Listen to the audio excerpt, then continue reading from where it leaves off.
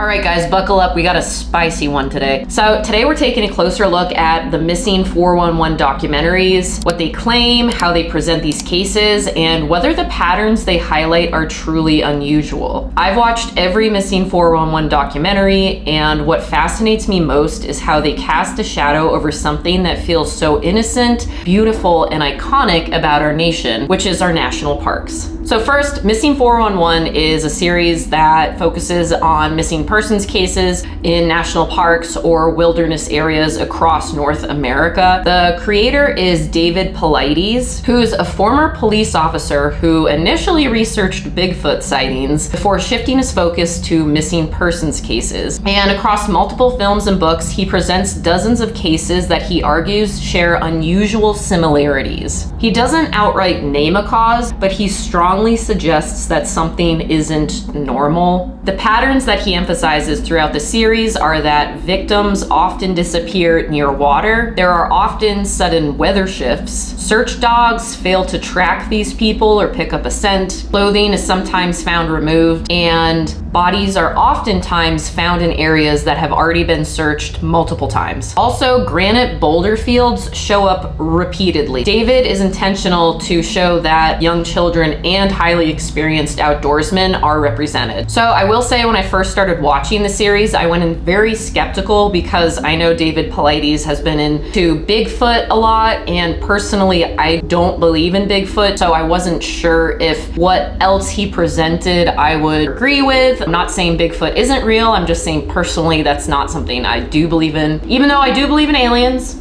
Also, I was skeptical because when he laid out the similarities between the missing persons cases, the factors just seemed to be broad enough that you could probably find them in many wilderness disappearances. Another point that the series highlights is that historically, the National Park Service hasn't maintained one centralized, publicly accessible database specifically for missing persons cases within national parks. So in simple terms, it's not that national parks don't record missing persons cases, but there isn't one neat public-facing list labeled National Park Missing Persons that anyone can just look up and browse online. And David Paulides emphasizes this detail repeatedly in his documentaries, noting that he had to file Freedom of Information Act requests to gather case information for himself. What's interesting is that he doesn't explicitly say this means there's some kind of conspiracy or a big cover-up by the government and national parks. Instead, he presents the lack of a centralized public database and sort of lets the viewer decide what that implies. Personally, I think that's more of an administrative overlook than some big conspiracy. So I do want to highlight 3 real cases from his documentaries, because it wasn't until I had watched the interviews with loved ones, search teams, and authorities that I started to understand why David Paulides believes there might be something more going on. For example, one of the most well-known cases is Dennis Martin. He got lost in the Great Smoky Mountains in 1969. Dennis was 6 years old when he disappeared during a Father's Day camping trip. So he was playing hide and seek with other kids near the campsite, and at one point he ran ahead, and within minutes he was just gone. A massive search effort followed. Hundreds of volunteers, park rangers, even the Green Berets were involved. The terrain was steep, heavily wooded, and difficult to navigate, which raises the question, how far could a 6-year-old realistically travel in that environment in such a short amount of time?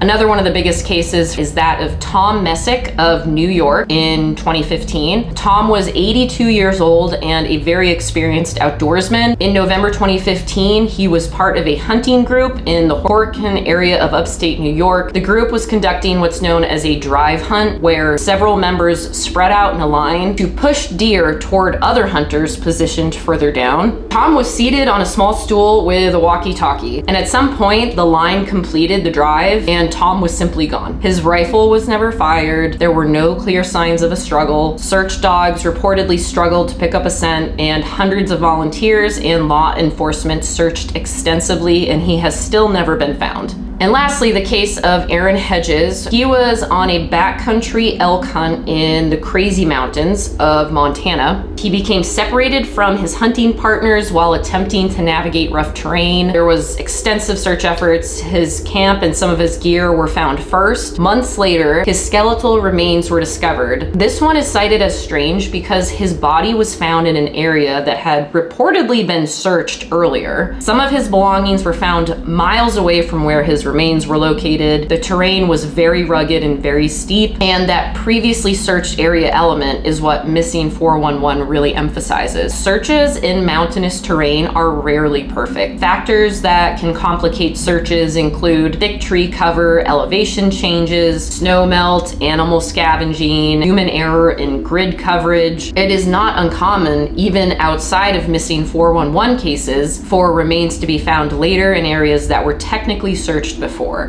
One of the most interesting aspects of Missing 411 is what it doesn't say, where the series never clearly says, oh, it's aliens, oh, it's Bigfoot, oh, it's a government cover-up, but instead it just highlights patterns and leaves space. That space invites interpretation, or aliens, or cryptids, or portals, or unknown natural phenomena. Ambiguity is powerful storytelling. Okay, now let's talk about the math also. Roughly 600,000 missing persons reports are filed in the US each year. Most are resolved quickly, but when you isolate wilderness disappearances across decades, is it really statistically strange that some share similarities? For example, if a large percentage of national parks contain lakes, rivers, and streams, is it really unusual that many missing persons are found near water? Or if weather shifts rapidly in mountainous terrain, is sudden weather really anomalous? This isn't to dismiss the cases, it's just to ask, are we seeing rare phenomena or expected variation within large numbers? So what I keep coming back to is this. Are the Missing 411 documentaries uncovering something genuinely anomalous, or are they structured more as compelling entertainment? Because when you look at the trajectory of the series, it's interesting. The first documentary focused heavily on children, the second centered on hunters, and the third leaned more directly into UFOs and unexplained aerial phenomena. So it's like each installment of these documentaries seems to expand the mystery, and that progression makes me pause, not because these cases aren't real, they absolutely are, but because the framing becomes increasingly cinematic, and at some point I have to ask, is this investigative research or is it just storytelling designed to mystify? I don't doubt that David Paulides believes these cases deserve attention, but when a series moves from unexplained disappearances to hunters to UFO adjacent themes, it starts to feel like it's not really narrow investigation, it's more like